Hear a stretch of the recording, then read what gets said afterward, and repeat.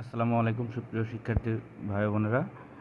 আমি দুইটি এমসিকিউ নিয়ে আসলাম। এখানে বলতেছে দেখেন যে ফরের মান 10, ফর আই এর মান 10, আই কত দূর পর্যন্ত যাবে? 12 পর্যন্ত যাবে এবং আই এর মান কী হবে? 2 করে বৃদ্ধি পাবে।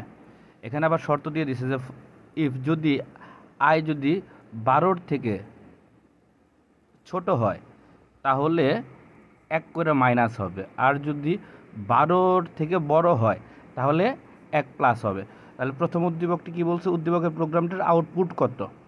তাহলে আমরা দেখি, আমরা প্রথমটি যদি একটু দেখি যে 10 যোগ প্রথমটা 10 যেহেতু 12 ছোট 10, সেহেতু 10 থেকে 1 মাইনাস হবে, 1 মাইনাস হলে সমান সমান হবে 9। তারপরে 12, 10-এর সাথে 2 যোগ করলে 12 দেখেন 12 কি 12 থেকে ছোট কি না? না, ছোটও না বড়ও না, সমান সমান।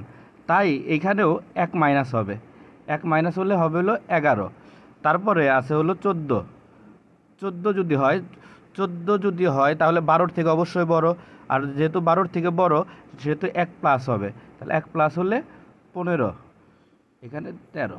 তাহলে 9, 5, 15, 9, 5, 15 কোথায় আছে? এই যে ক নাম্বার উত্তর আছে, তাহলে এটা উত্তর হবে।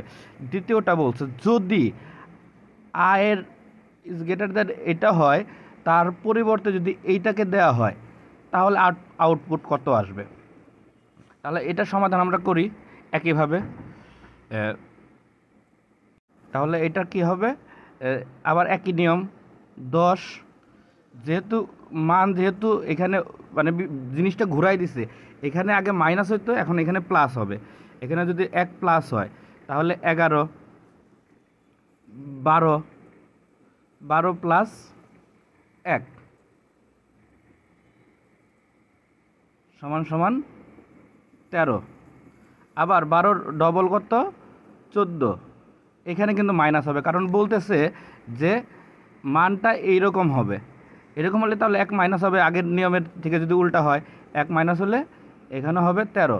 তাহলে 1, 13, 13 কোথায় আছে? 11, 13, 13 গতে। উত্তর হবে গ। আশা করি বুঝতে পারছেন।